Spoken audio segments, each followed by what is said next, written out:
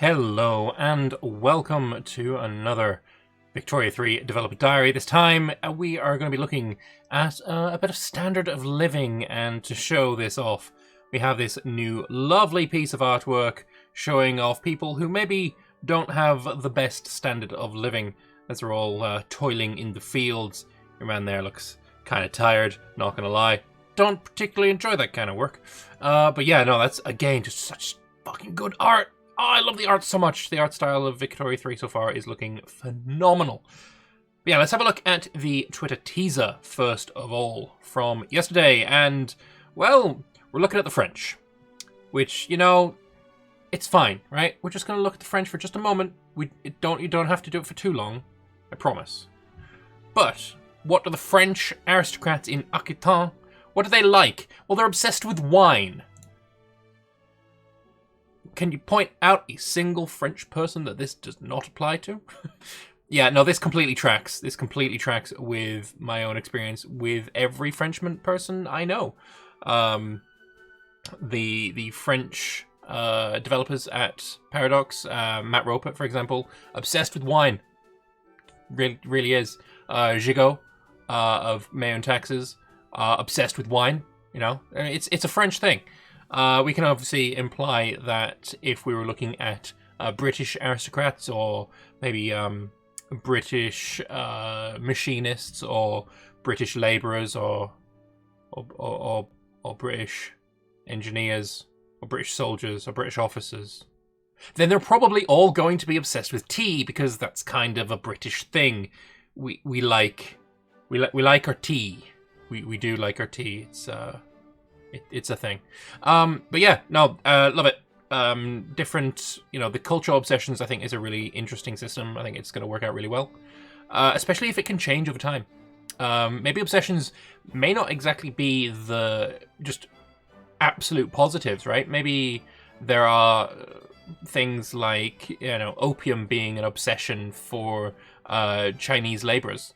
Which would be, not something that you would want, but something that you're unfortunately going to deal with anyway. But yeah, no, this is really cool. This is really cool to see. Love it. Tea, it's also, right, because it's an obsession, it's actually being sold for 70.8% of the cost, whereas tea, not so desirable for the French, because they're, terrible palates, bad food. It's only 24.1% of the cost, which, I mean, let's be honest, that's pretty cheap. It's pretty cheap. Pretty cheap. But yeah, lovely stuff. Let us move on to the actual dev diary itself. Standards of living. Hello again, and welcome to yet another walkthrough of some interrelated systems fundamental to Victoria 3's economic model. Standard of living, wealth, pop needs, and consumption. All pops in Victoria 3 have a standard of living score between 1 and 99, which represents, by a perfectly scientific and objective metric, precisely how great their life is. Pops with levels 1 to 4 are labelled starving, 5 to 9 is struggling, and so on and so forth through impoverished, middling, secure, prosperous, affluent, wealthy, lavish, and at level 60 plus, opulent. We don't really expect a lot of pops to reach level 60 plus, but knowing you folks, there's plenty of headroom to accommodate your mad economic experiments. Spiffing Brit is, everyone's going to opulent world. There's probably going to be an exploit pretty soon. But yeah, lovely stuff. I don't think it is going to be necessary to know exactly what numbers each are at, because I don't think there's any here that I'd be like, oh, well, maybe you could swap, wealthy and affluent. Maybe that's kind of like the only one that would, I could see prosperous, then wealthy, then affluent. That could be a thing, or affluent, then prosperous. Something like that, but for the most part, I think we're just going to be able to see, okay, so this guy is middling, so he's doing all right. Or this guy is struggling, so we'll, push him up forward. I don't think it's necessary to know, 100% of the time, he's at level 23, so therefore he's this. It's not necessary. So I think, having the names for them is much better than, standard of living level 24. He's just prosperous. Man's pure vibing. He's prosperous. Anyway, moving on. Standard of living affects two major aspects of the game: birth and death rate and pop loyalty. Birth rate is simply the percentage of children born to pops each year, while death rate is percentage of pops who die.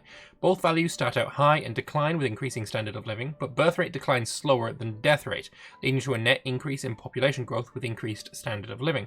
This system models that increasing standard of living tends to lead to longer life expectancy, but declining natality, which is perfectly reasonable. It's accurate. I wouldn't even say historically accurate. It's modernly accurate. The countries with the highest standards of living in the world today have the lowest rates of birth rates. Yeah, those things. Yeah, no, it makes complete sense.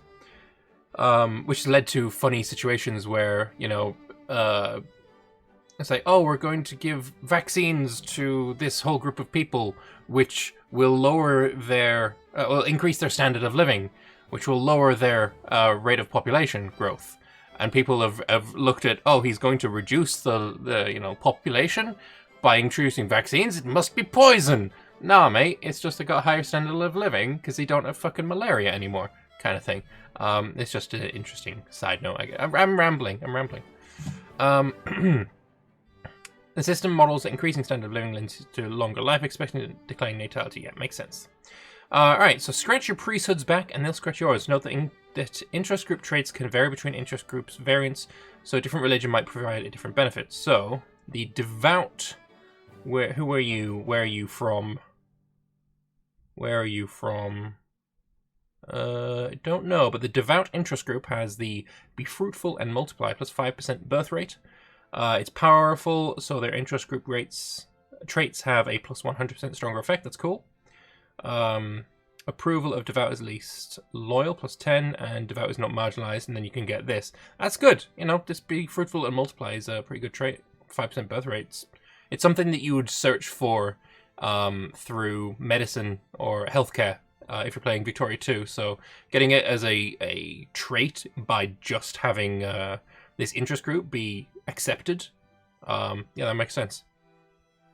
There are side effects to emancipation, but while reduced population growth here initially appears to be a penalty, increasing the proportion of industrial workforce at the same time tends to lead to increasing standard of living, which provides a net increase in population growth. So, Women in the Workplace Rights of Women gives a plus 10% workforce ratio, but negative 5% birth rate, requires a bit of feminism. So yeah, reduces the birth rate, but having them in the workforce increases their standard of living, which will lower their death rate. It will reduce the birth rate even further, but reduces the death rate. It just remains to be seen what is better, right? Because the age of your population is kind of an important thing, right? If you remove the birth rate but have like your death rate be super low, then you're just going to end up with a very old population. I don't think Victoria 3 models age, as far as I'm aware, other than the special characters, like your king and your interest group leaders.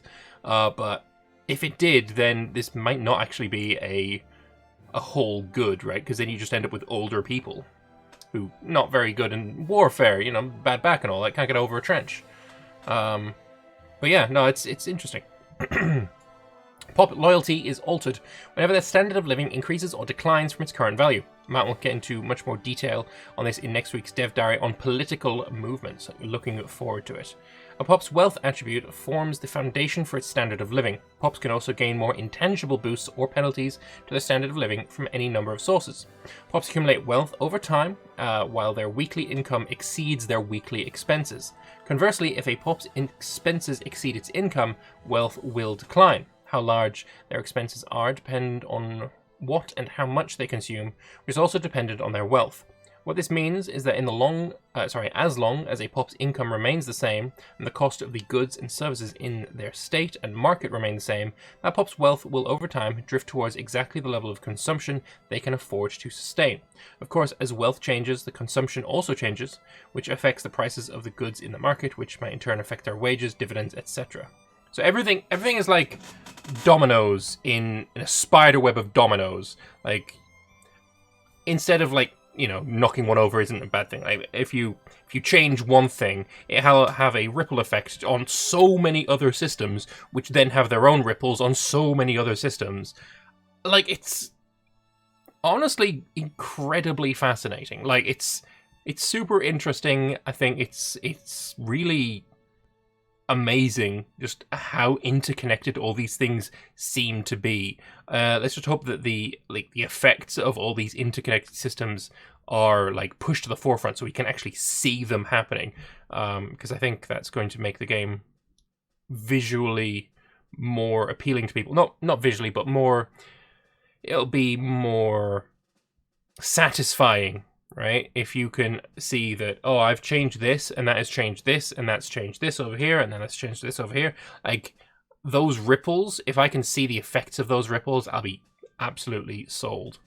That's really cool. So, this weekly shortfall of funds will eventually lead to a reduction in wealth and thereby consumption, but since the shortfall is only a small fraction of its income, it will take several months to have an impact on the wealth score and thereby the standard of living. So yeah, there is a little bit of inertia in these ripples as well, though. Alright, lovely stuff.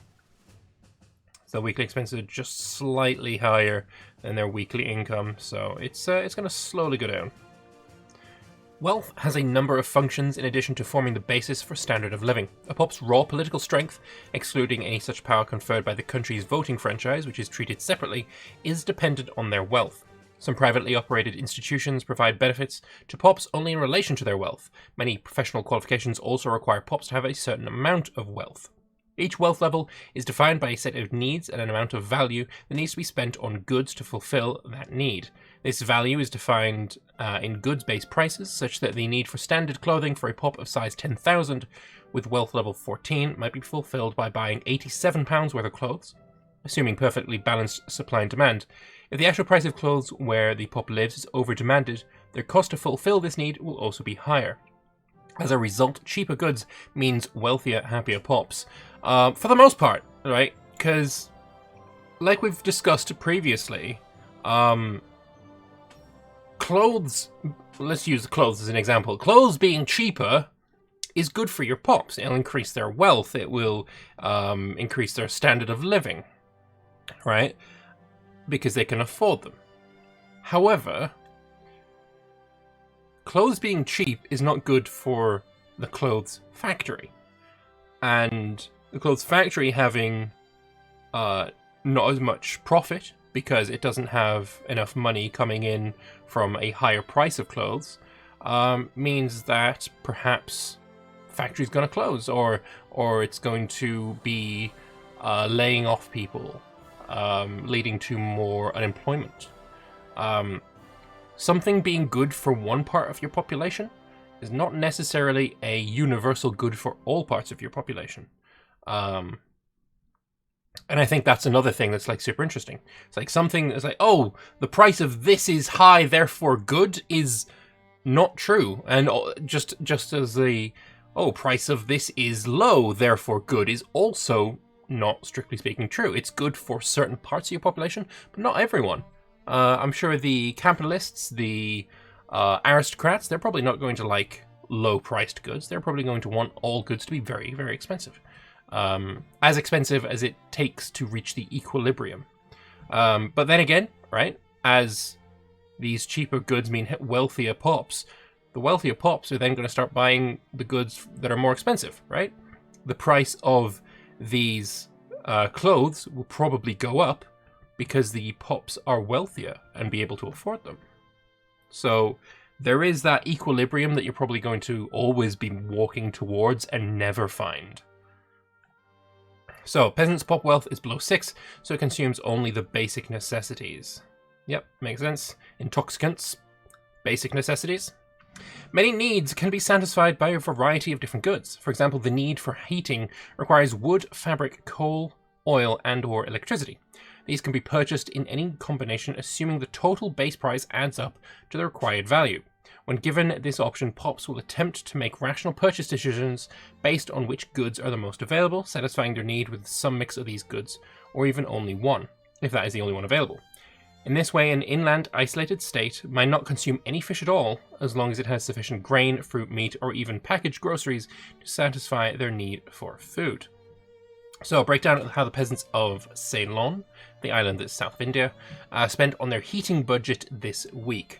So, heating expenses for 235,000 Tamil peasants in Ceylon is some fabric, some wood, coal, and oil. 51% of it was fabric, 35% of it was wood, 12% on coal, 0.7% on oil. Oil, 1% of the cost. Holy shit, that's cheap. So yeah, just seeing exactly what they're all spending on. That's so cool. I think you can see all of this information. You're probably not going to need this individual information, but the fact that you can find it anyway is awesome. Goods can also appear in several different need categories. Groceries, meat, and fruit can fulfill the need for both basic food and luxury food, but grain or fish can only fulfill the need for basic food. As a result, maintaining only millet farms and fishing wharves to meet your food needs will mostly satisfy your poor pops, while focusing on livestock ranches and the banana plantations will cause wealthy pops to inflate the price of the available food supply and further impoverish the poor. Operating productive food industries that turn grain and fish into groceries is good for everyone in your country and frees up any available supply of meat and fruit to be consumed by those with a need for luxury food. Alright, so groceries are just straight up better. Just go for groceries. Yeah. So we have here a breakdown of who requires basic food and how it can be fulfilled. So, groceries consist of grain, fish, meat, fruit, and groceries. Actually, no, basic food consists of this. And groceries are equivalent to 1.5 units of grain. I guess everything is based on the unit of grain. So meat is worth 1.5 units of grain, fruit 1.5, etc., etc. Yeah, nice. Good stuff. Yeah, it just looks like, you want to be turning things into groceries to really get the best out of your food. Makes sense. So, lower wealth levels only have a handful of needs, such as simple clothing, heating, basic food, and intoxicants. The middle levels introduce more refined needs like household items, services, luxury drinks, and free movement. Really wealthy pops consume increasingly vast quantities of luxury goods to impress and outdo their peers.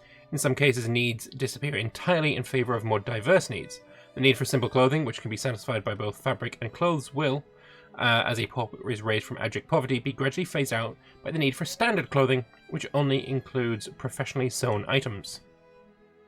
So, compared to the wealth 6 peasants, these wealth 17 bureaucrats are more diverse in their requirements. So they want basic food, services, standard clothing, household items, intoxicants, free movement, heating, luxury items, and luxury drinks. Spending the most on basic food. So 743 on basic food for you. 2k on food for you. Introducing new goods into your market will help you diversify your economy and alleviate the demand on crucial industrial goods. Importing oil, either petroleum from newly discovered deposits or whale oil from the few places in the world that produce it, will cause your pops to buy some quantity of it for heating instead of coal or electricity, which lowers the price of those goods and helps make your industries more profitable. Introducing opium into your markets will decrease the pop demand for liquor and tobacco, for good or ill. Depends if you want tea as to whether that's a good thing or not. Some goods are favoured over others by default if available. Once electricity is available to them due to its convenience, pops will prefer to buy it over wood or coal, even if they're the same price. Some goods can be replaced by other goods entirely, while others will always be required to some bare minimum. Train travel can completely replace the need for having your own automobile to drive around in, but having an automobile doesn't ever completely remove the need for the occasional train ride to see your cousin who lives all the way in Paris. I will say, this should maybe not be universal, right? Train travel, yeah, it probably can completely replace it, but look at the modern world. People still do be using cars, mate. I would say that train travel shouldn't ever really completely replace it. Or maybe it replaces the need, but it would still be a luxury for certain pop types to have a car. Because, opium ain't a need, right? But it's something that you would want if you like opium. That kind of thing is what I'm talking about, right? So if you're, because it's not needed. Like, electricity isn't needed. You can get by on wood or coal, but you would prefer it. Train travel is maybe in the same boat. Like, train travel is the need, but you can get by on an automobile, or the other way around. Automobile is desired, but you can get by on train travel. Especially in places like America, where they really didn't adopt the train very well. Other than the train thing that goes the whole way across. Like, other than that, the rail service in America to this day is pure garbage. Because the car was the thing. Because the car represented freedom or some shit, what the Americans love. So, yeah, I don't know if I would agree with completely replace the need for having your own automobile. Either way, moving on. In addition to these factors, cultures can develop obsessions, like Americans for cars, for certain goods, and some even have taboos they must abide by. A country can also encourage or discourage the consumption of certain goods using authority. Perhaps it's an effort to avoid enriching a hated enemy or entice pops to buy something that's heavily taxed over something that's not. This impacts the purchase habits of pops affected, despite this being irrational from a strictly financial perspective. So what do we have here? What if the Bengali were obsessed with the status afforded to them by luxury furniture? This could happen due to events or organically because luxury furniture is a really prevalent luxury good in markets with a lot of Bengali pops live. But even if this habit is developed around their homelands, Bengali pops that migrate abroad to the USA or Australia or Japan will continue preferring luxury furniture to other luxury goods, and will suffer financially if the same level of access is not available there. It will suffer financially because it will be spending more to get them. That's really cool. That's really cool. I like that a lot. That's really, really cool. I like it. Lovely stuff. Let's close out by considering the difference between this and the consumption model from the previous games. In Victoria 2, pops have different life, everyday, and luxury needs based on their type, what we call profession in Victoria 3. Both in types of goods and quantities. Pops in Victoria 2 always strive to get promoted into types which require more advanced, luxurious goods in large quantities, but will fail to do so if they cannot afford it. Since certain advanced types of pops in Victoria 2 perform their duties objectively better than their less advanced counterparts, for example, craftsmen and clerks, it becomes important to retain access to advanced goods in order to ensure that your workforce is internationally competitive. In Vicky 3, this formula is turned on its head. An engineer is not intrinsically better than a machinist, who is not intrinsically better than a labourer, and there's no ideal national proportions between them that you need to maintain in order to maximise your competitiveness. Different professions do fulfill different functions, but it's the production methods of the buildings they work in that determine what function they serve. By choosing what buildings to construct and which production methods to activate, you create the opportunities for these professions, which in turn impose changes to the population. What types of goods you need to ensure access to in order to keep your population satisfied is not driven directly by what professional opportunities you've created, but rather by what wealth development and wealth distribution these changes have resulted in. I like that a lot as well. I'm always in favor of your actions not having instant reactions, right? I'm always in favor of that. I like to make an example, in EU4, to increase the development of an area, you click a button, development increases, right? It's pure bullshit, it's boring, it's garbage, it's a terrible system. However, in this, it's going to be a case of, I'm going to build this factory, right? This factory is going to, as a result of being built, increase the amount of labourers in this area because they now have employment building this factory.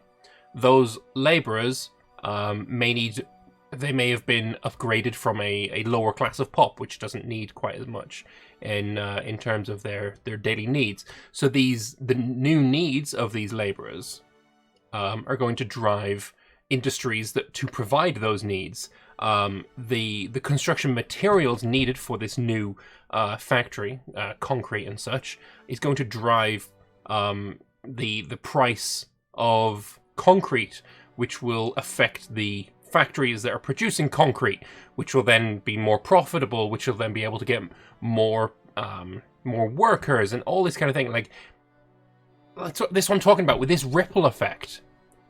it's so much more interesting to me to have these ripple effects than to directly influence anything. And sure, you may not have the click button get reward thing, which is, you know, it's bad. It's a bad system. Click button get reward is terrible. But it does give you that certain amount of dopamine, right? You click button, you see something happen, gives you dopamine, right? That's why these systems exist, but they're just not nearly as interesting as what we're seeing here. And again, it's like, even not just building a factory. What if I change the production method to now require a different good? Well, whatever is providing that good has now got more buy orders for that good, so it can sell more, which is going to increase the prosperity of that factory that is now selling it. Like, these are such interesting mechanics being shown here. I am so down for it. I'm so down for it. It's so cool. I'm really liking it. So, professions that are part of the middle strata in this state are considerably better off than those in the lower strata, not far off from the upper strata. It's very likely that this state hasn't started industrializing yet, since shopkeepers who run the pre-industrial economy are middle strata, and upper strata aristocrats aren't always particularly wealthy if their income originates from exploiting the peasantry on subsistence farms. Since this middle strata is already wealthy enough to demand transportation, construction of railways in this state is likely to be both profitable and beneficial for population growth and general happiness. So yeah, learning how to read this kind of thing is going to be really important, right? So we're looking at the strata of pops here. You've got a bunch of them that are struggling, some middling, some secure. And yeah, they think that transportation is expensive, so building some transportation is going to be good. It'll increase the... It's expensive because there's a need for it, right? Increasing the availability will drop this price, sure, but they will be buying it. So, yeah, learning how to read this kind of thing is going to be useful. Because then you'll know what area you want to progress into. As a result, pops in Victoria 3 won't always strive to ascend to the higher social strata, nor will an aristocrat always have a higher income or goods consumption needs compared to a clerk. All of this is driven by market forces. A qualifying clerk would gladly become an aristocrat on available land if that comes with a higher income than remaining a clerk. And this increased income will gradually result in an increasement in their wealth and consumption demand. Conversely, aristocrats don't demote to labourers because they can't acquire enough goods to sustain their lifestyle. They would only be able to turn to such desperate measures if they become landless and are trying to avoid starvation, or if by some miracle taking on a relatively well-paid labour job in a particularly profitable factory could actually yield a greater paycheck than from their failing farm provides them with. That's good to know. It's not about... I mean, I imagine even if you did get a better paycheck, an aristocrat probably wouldn't be in favour of getting their hands dirty because of the nature of their personalities, let's say. In practice, this means that it's important in both games to secure your population's basic needs to prevent starvation and descent, followed by appeasing their desire for ever more advanced or exotic goods in larger and larger quantities to increase the size of your economy and power on the world stage. But while reaching this commonly pursued end goal in Victoria 2 often meant pursuing a certain optimal population distribution, no matter what else happened throughout the game, the profession of pops you end up with will be vastly different between games in Victoria 3. If you build a colonial plantation economy, your aristocrats might remain as dominant by endgame as they were at the start. If you're a manufacturing powerhouse on the cutting edge of technological progress, your middle strata pops might come to rival the capitalist class in wealth and power. If your high taxes are reinvested in vast institutions, your power base might be dominated by bureaucrats and academics. If your workers own the means of production, your labourers might even be wealthier and consume more luxuries than your neighbours' aristocrats. Love it. Love it. Power to the workers. I did kind of out myself as a bit of a socialist in the last episode, right? So fuck it. Why not? These possibilities for diverse pop distributions also result in very different political tendencies in your population, which lead to a demand for different kinds of laws. While in Victoria 2, it's primarily the rising consciousness of a greater ratio of more advanced and literate types of pops that drives a desire for reform in a liberal direction. Victoria 3's more open-ended consumption model and the diversity of professions it can create could result in your population having a very different political desires by endgame depending on the path you've taken. This requires your political machinery to be working in tandem with your economic engine, both to create the right conditions for your pops and to satisfy their changing desires. Next week, we'll learn more about these desires as Martin introduces us to political movements, which themselves are strongly connected to standard of living. Love it. This was a great dev diary, in my opinion. But that's not it, because we also have some dev responses, so let's go into those before I go and cough my lungs out. This comment result, yeah, okay. Sri Lanka with 30 degrees has heating needs. Yeah, fuel for cooking. So how will taboos affect, for example, the total money spent for intoxication?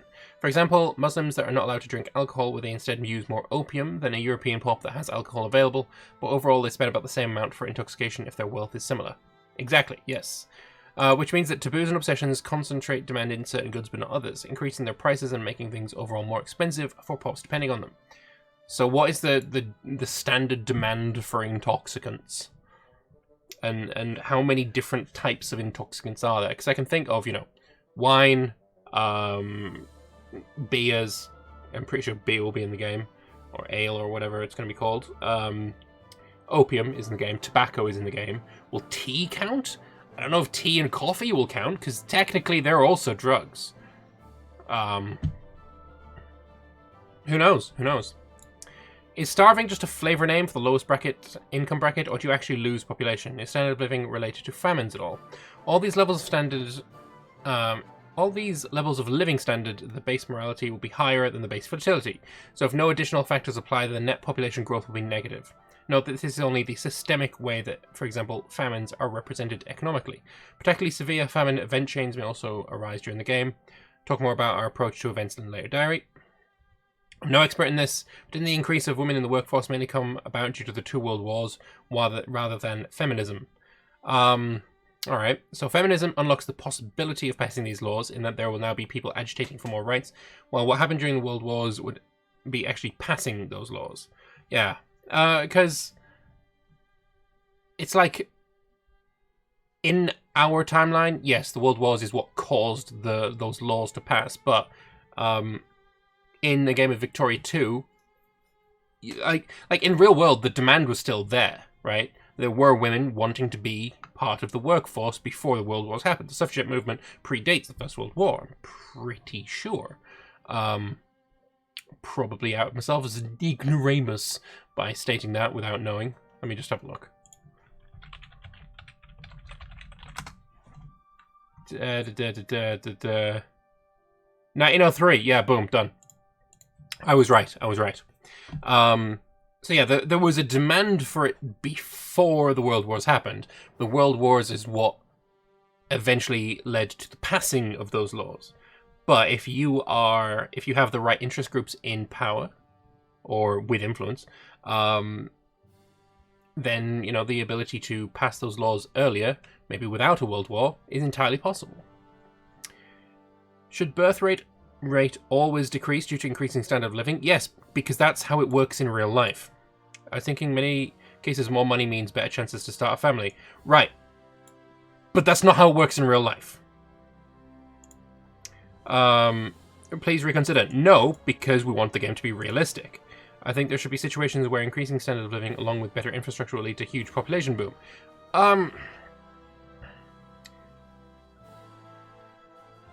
Especially in less developed nations. Right, less developed nations have lower standard of living. Like, it's how it works in real life. A better standard of living means you have fewer children. Generally, right? There are obviously going to be some families that are fucking gargantuan no matter how big, how much your standard of living is. But generally, the higher standard of living in a country, the higher the birth rate. This is universally true in every continent on the planet. So, no. The answer here, I believe that in the lower end of the standard of living, increasing standard of living also increases birth rate. Okay, so it's like like a little curve first. Maybe. If you have more kids, you're not starving and such. It's still like a death rate thing, though. Given that heating requirements are simulated, will these vary with climate and season? If we could wind up with situations like coal shortages in winter because demand increases, that would be amazing. Unfortunately, seasonal shifts in goods supply and demand cannot be easily simulated in our model, as we assume rational stockpiling happens behind the scene. Yeah, but there's no real stockpiling, unfortunately. As for climate, the production of goods varying by climate is simulated to some degree by permitting some buildings to be built in some states but not others. For example, some regions can grow coffee and others cannot. Some regions have rice farms and others have wheat farms, but the consumption of different goods cannot be made to be dependent on climate, time of year, or a combination of the two. However, the goods substitution system does permit for distinctions in consumption based on availability, so pops don't smoke opium in markets where it's not present and can only subsist only on fruit if there's the only fruit that's available. None of this really, the extra stuff here didn't really relate to the question at all, I don't think. The answer to this is basically just no. And then it's like, yeah, but we have this! That's completely not the same thing. Does climate affect needs like heating? Not at the moment. Something we've thought about, but probably not have for release at least. Okay. This is probably a reply to this one. To taboos affect Pop's views on working to produce certain good. Say if my Pops have taboos against alcohol, would producing it give me a guaranteed export good, or will my people dislike having to produce something they abhor? Pops don't have an aversion to working in industries producing a taboo right now. It's an interesting idea, though. Maybe it's something we can explore at a later point. Shouldn't tropical places have less demand for heating goods? We've literally already talked about it. While cooking would be represented, some home heaters wouldn't be that much of an issue. Realistically, yes. Would I like this to be in the game? For sure. However, it's also the kind of mechanic addition that I'm alright with not having in release and add in at a later point, because it's more of a nice detail than a crucial mechanic. Heating is not a very significant part of the expenses. But I also want a system like this to be used in other cases where it makes more sense, and I wouldn't want to make it as simple as Pops in hot regions enjoy higher average standard of living due to reduced heating expenses, while Pops in cold regions are poorer. Makes sense. Because, I mean, if you're... Maybe the expense is now to... I mean, the refrigerator probably wasn't invented yet, but there's an expense to keep cool instead. You know, you have to spend money to keep cool, or you spend more money to have available water where it's a bit easier in a colder area. Something like, I don't know, something like that. How broadly does the women in workplace law apply? Women were in the workplace since the beginning of human civilization. Well, we've already talked about that. That's taken up by the dependent Pops also having an income, right? Whether it be in cottage industries, literally the dependents having an income is this, or farming, or even in factory settings. The Industrial Revolution was kicked off by women working power looms, after all, and it was before the development of feminist thought. I think there ought to be women in low-strata jobs from the get-go, and feminist-inspired workplace involvement should apply specifically to middle and upper-strata professions. I hope different professions can have different worker-gender ratios. It would be easier to get women into industrial or clerical work. How could you even tell this, right? There is no women pop and male pop. That's not a thing. It's just... You've unlocked women in the workforce. Now you have plus 10%. I'm pretty sure it was 10%. Workforce availability kind of thing. So professions can have different dependent ratios, but we're not quite... Okay, so some professions have dependency ratios as well. That's interesting. But we're not quite sure to what extent we'll distinguish them yet, as... Two drastic differences between them can lead to some counterintuitive game dynamics. However, this is one of the major reasons why we've chosen to go with the term workforce and dependents instead of men and women. It's not intended to be a case that a 1-to-4 ratio, everyone in the workforce is a man and every dependent is a woman. Rather, it's that when women in the workplace becomes the norm, more dependents join the workforce. Because, I know, we already know that dependent doesn't mean woman, because hasn't it already been confirmed that dependents will be things like, well, children, for example, but also... war wounded, the disabled coming home from war. I'm pretty sure we've already had that confirmed that they will be classed as dependents. I think. Why not adjust the values from 1 to 9? There are 9 conditions for pops. This means the opulent will be in the 80 to 89 range. So he's asking for 1 to 10, 10 to 20, etc. Want there to be plenty of room upwards in a system instead of a pop income simply being wasted if they hit the highest level. So standard of living 99 is meant to be more or less impossible to reach. Someone's gonna do it. Can we use authority to ban goods entirely, or is it just a push towards using alternatives?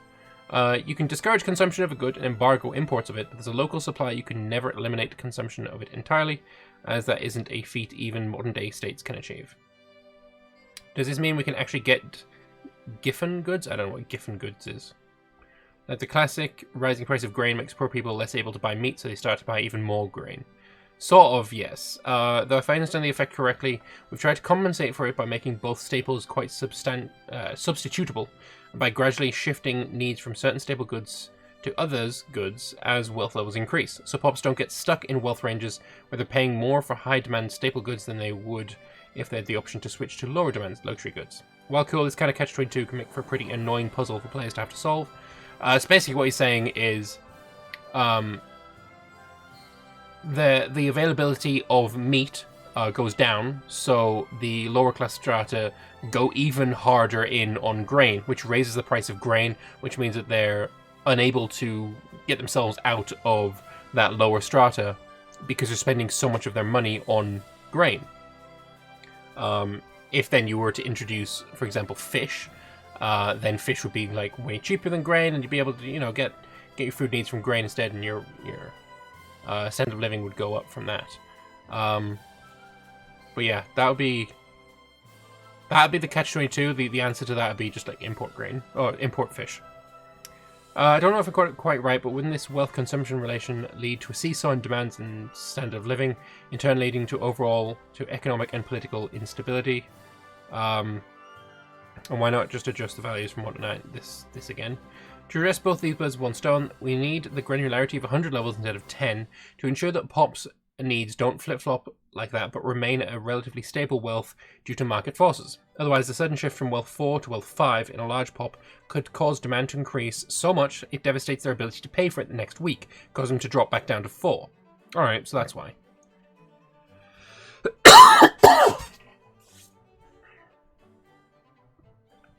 And also this. Does the act of discouraging a good drive up its price, or will the price fall because pops don't put out as many buy orders for it? So it decreases consumption over time, meaning increased prices if supply remains the same. Alright. Prohibition led to decreasing consumption and higher prices. Yeah. Someone's calling the devs a liar? Okay. We know that from the 60s on, around the time the largest push towards women going to the workforce happened, natality has been on the decline ever since. Okay, so what he's talking about is... Where, if I can find it... Where's the women in the workforce thing? This being... provides a net increase to population growth. He's talking about this specific bit here.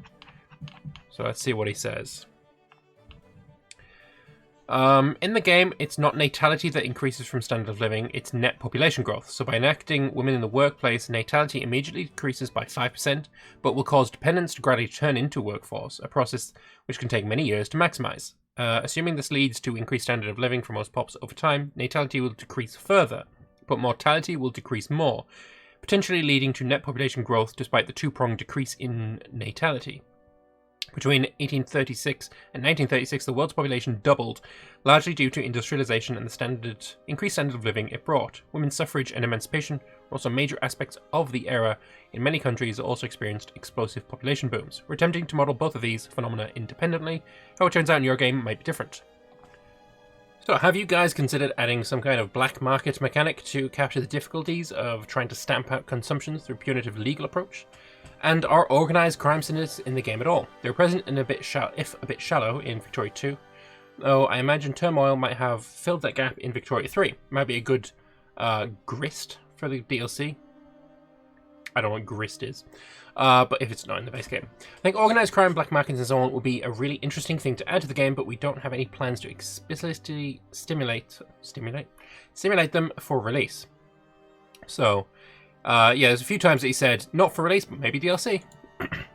There are so many things he wants to add to the game where we need to prioritize the core features that we do have and ensure they're as good as they could possibly be on release. Makes sense to me.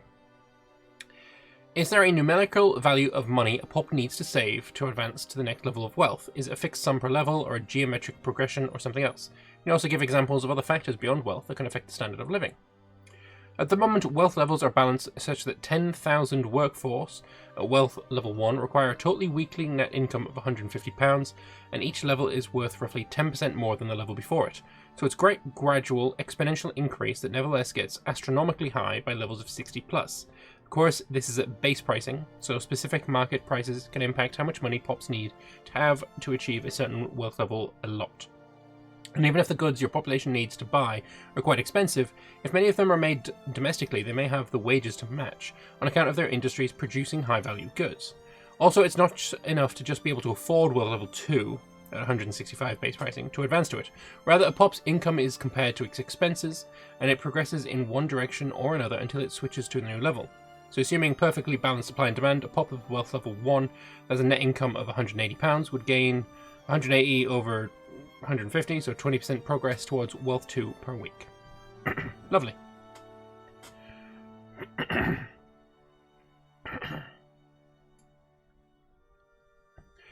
So, I see there is a national standard of living number. How is that calculated versus the different stratas? Also, what impact does it have on the game? The national value as well as the state-specific strata values are not separate values, but are all examples of where we've aggregated individual pop standard of living along with a breakdown of what the most prominent factors are that affects them. The idea here is to give the player some approximate ideas to major trends and factors on different levels of granularity to make it easier to play both at large and small countries.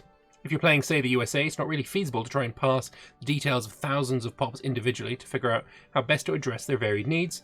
But if you want to make things better for all middle strata pops in Pennsylvania, you can easily be able to see that the best way to do that is, for example, increase access to transportation or furniture, or cut consumption taxes on tea. That's really cool. Were there some technical limitation to tooltips? Other than time and resources, I don't think there are any technical limitations anymore. It used to be the case that our tooltip system only supported formatted text. The graphics you see in there are actually icons converted into text to embedded inline. But full layout in templated tooltips is now a possibility in the engine, but creating text-only tooltips is still about 10 times faster, so particularly during the stage in development when things are a bit fluid, it's not on the top of the list. Let's have a look at what he's talking about here. Oh, right, it's probably having them all formatted at the same level, right? All the decimals in line, all the decimals here in line. I like this more, for sure. I would hope to see more of that kind of thing. Making tooltips easier to read is something I've railed on before, of course. Really hope we get a ledger for Victoria 3, me too, as the massive amount of information that we were shown to have access to in these dev diaries seem to be organised in some form of easily accessible overview. I don't want to have to click on provinces frantically trying to find out which is in the worst economic state, or which one is producing the most oil, which enemy has the province that would be most valuable to grab, etc. Want pie charts? No thanks. Graphs and plots, please bring them back in some form. Our approach here is to actually try and figure out what information is relevant to a player in which context and provide that, rather than a ledger filled with raw numbers. Disagree, right? This is the exact argument that was given for the lack of ledger in Imperator Rome on release. And we made a stink about that because a ledger is still important. And lo and behold, a ledger was added. Right? How about we cut out the middleman of not having a ledger and just have a ledger? Because if you don't add a ledger, we will complain about it, and then you'll probably add a ledger. So why not just do it? Other than, time. Right? If it's like something that will take a good amount of time and you've already filled up your slotted time to make the game good, then sure. It can happen on after release. But at some point, like a ledger, please. Come on. The latter would be much easier. Like, if having a ledger is easier, just give a fucking ledger. Like, we've literally been through this already. We've been through it. We didn't have a ledger on release, and we wanted one, and then you gave us one. Just cut out the complainy part and just do it from the beginning. I don't know what to say. Like, it's fucking ledgers is super important. It's overwhelming to a player. The player doesn't need to look at it then, does he? It's for the people who want it. As soon as we start making information available in the ledger format, we reduce the pressure on ourselves to make it available in a more useful context. That's a cop-out. We do have pie charts, graphs, and plots, but we show them alongside the items they pertain to, not in a separate information system. Right. But if you have them in a separate information system, you can compare them more easily, right? You can sort them by, you know, I don't know, a list of all your fucking provinces, and, you know, you got a drop-down menu where you can choose which good, right? And you choose fucking, I don't know, coal. And then you can sort by the amount produced, the column, to see which one of your provinces, or states, or whatever you want to call them, produce the most oil. Coal, I said coal. Or, you know, who consumes the most, who has the most demand, or how much of that demand is being fulfilled. All these in little columns that you can fucking sort by, right? If you got that information in the game with all those kind of different, you know, columns, then fine. But having it all in a ledger makes it easier for players. I don't know why we're having this conversation again. Like, we've been through this. It's certainly not to rule out the idea of a raw info dump function in the future. Good. Put it in. We can't intelligently pre-parse all information for all use cases, and besides, a lot of the data is really fun to absorb. But it's not our go-to solution for solving these kinds of use cases you're describing, since we have a lot of other methods at our disposal to expose that kind of data. Right. Keep those other methods, for sure. They're really good. But there are use cases that I don't think you're going to be able to solve in this way. Would it be possible to provide a blank ledger for modders to easily add pages to from raw datasets? I would love that. That would be really nice as well. It's almost certainly doable already to some degree through UI modding. Yeah, I mean, wasn't the first ledger in Imperator added by Agamade and not by the devs? And the devs just kind of followed suit. I'm pretty sure that was the case. Takeaway here is that we're not in any way anti-ledger. I mean, you have been the last fucking 3 games. CK3 doesn't have a ledger. Imperator started without a ledger, and you're saying this is going to start without a ledger as well. So I kind of don't agree with you here. You definitely are, as a company, way more anti-ledger than you were pre-Imperator. We're just against putting something like that in as a primary solution. It's not a primary solution. The ledgers in EU4 and CK2 and Victoria 2, they're not primary solutions either. I don't want them to be primary solutions. They're entirely secondary for the people who want them. Yeah, I mean, where can I find oil? That's not what I want a ledger for. It's to compare different places. Who makes the most oil? Yeah. Does this mean that £10 of fabric at base price would just be effective for satisfying the need of heating as £10 of coal at base price? Yes, but since coal and fabric might have different base prices per unit, this can work out to different numbers of units for different goods required to satisfy a particular need. The idea that a need is not a certain number of units of goods, but a certain amount of objective value you're satisfying by acquiring goods that sum up to the value is crucial to the inner workings of the goods substitution system. Yes. I wonder how new technologies, for example telephones and radios, fit into the needs. Are they simply substitution, or possibly efficient goods in a broader category like communication, or can totally new needs arise? Are there any Red Queen race where more access to goods also means more consumption is needed to keep up with the Joneses? At the moment, there's substitute goods within existing need categories that either have convenience bias that cause pops to favour them if they are available, or intrinsically more effective to manufacture, causing them to become available in greater quantities, which leads to greater relative consumption. For example, telephones can substitute for free movement to some degree, but cannot completely displace the need for physical travel, as radios are luxury items. Introducing new dynamic needs that ups the bar, along with new innovations becoming available, is something that's been considered, but stretches the definition of a need and an objective standard of living scale a bit too far into cynicism for their liking.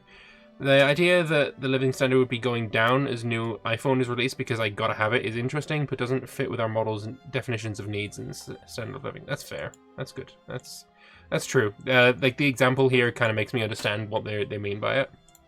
Decent example. But yeah, that's it for the dev comments, the dev replies. Yeah, I mean, it's a little bit disappointing to not have a ledger, if I'm being honest. I can see multiple use cases of it that you're just not going to be able to have in the game in any kind of elegant way. It's going to need a ledger. But we'll have to wait and see what happens there.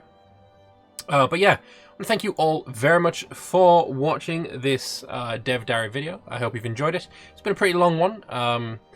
So yeah, it is what it is though. Thank you all very much for watching. I hope you'll stick around for more Victoria 3 news and updates. Subscribe, like button, comment down below on what you think of all that we have read through in the 13th Dev Diary for Victoria 3. And I'll see you next time. Bye-bye.